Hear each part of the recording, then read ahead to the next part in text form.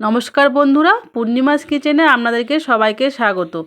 এখন শীতকাল শেষ, তবুও এইভাবে একটা বাঁধাকপি রেসিপি রান্না করলে কেমন হয় বলুন তো? একটা সম্পূর্ণ নিরামিষ এই রেসিপিটি।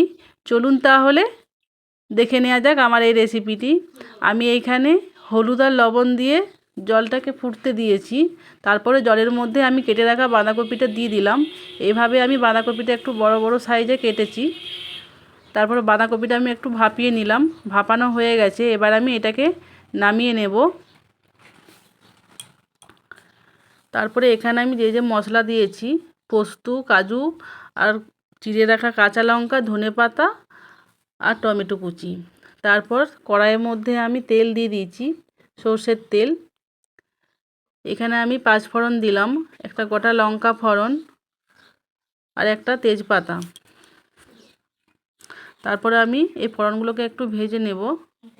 ভেজে নেওয়ার পরে এখানে আমি 1 চামচের মতো, মানে 1 চামচ নয়, হাফ চামচের মতন একটা আদা দিয়ে দিলাম। আদাটাকে আমি একটু ভালো করে ভেজে নেব। ভেজে নেওয়ার পরে এখানে আমি টমেটো কুচিটা দিয়ে দিলাম। টমেটো কুচিটা একটু ভালো করে নাড়াচাড়া করে এখানে আমি সামান্য জিরে গুঁড়ো আর ধনে গুঁড়ো দিয়ে দিলাম, আর সামান্য হলুদ গুঁড়ো, স্বাদ মতো লবণ আর সামান্য শুকনো লঙ্কার গুঁড়ো। তারপরে আমি একটু ভালো করে নাড়াচাড়া করে নিচ্ছি। ভালো করে মশলাটা আমি নাড়াচাড়া করে এখানে আমি কাজু বাটাটা দিয়ে দিব।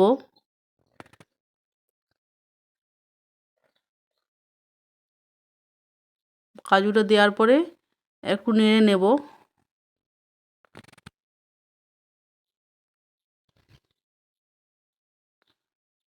তারপরে এখানে আমি বেটে রাখা পোস্তটাও দিয়ে দেব।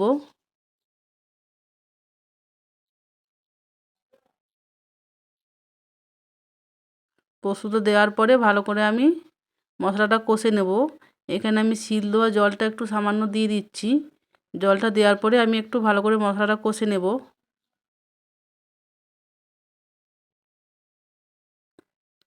তারপরে এখানে আমি ফেটিয়ে রাখা টক দই একটু সামান্য দিয়ে দিলাম।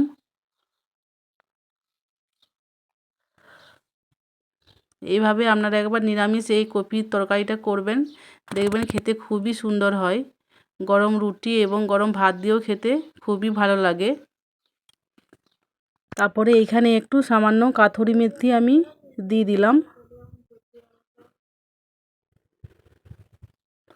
কাসুরি মেথিটা দেওয়ার পরে আমি একটু ভালো করে নাড়াচাড়া করে নিচ্ছি।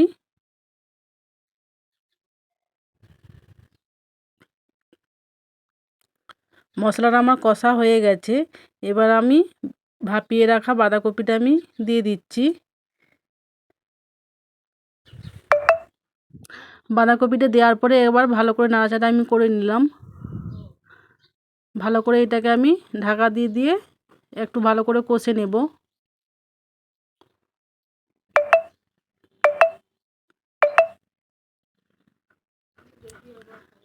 তারপরে এখানে আমি সামান্য একটু মিষ্টি দিলাম, চিনি দিয়েছি, আর চিড়ে রাখা কাঁচা লঙ্কাগুলো দিয়ে দিলাম। তারপরে একটু ভালো করে নাড়াচাড়া করে এখানে আমি একটু সামান্য জল দিয়ে দিয়েছি। তারপরে এটা আমি 5-7 মিনিট ভালো করে আমি ফুটিয়ে নেব। তারপর ধনেপাতা আর ঘি দিয়ে নামিয়ে দিলেই রেডি আমার এই নিরামিষ বাঁধাকপি রেসিপি। আপনারা একবার বাড়িতে এইভাবে করবেন, দেখবেন খেতে খুবই সুন্দর হয়। এবার আমি বাঁধাকপিটা নামিয়ে নেব।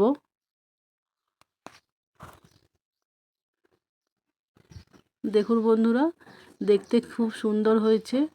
দেখতেও যেমন সুন্দর হয়, খেতেও খুব সুন্দর হয়। আপনারা একবার এভাবে বাড়িতে একবার করবেন। আমার এই রেসিপি যদি আপনাদের ভালো লেগে থাকে, তাহলে আমার এই চ্যানেলটাকে প্লিজ লাইক, শেয়ার এবং সাবস্ক্রাইব করে আমার পাশে থাকবেন। আজ এই পর্যন্ত।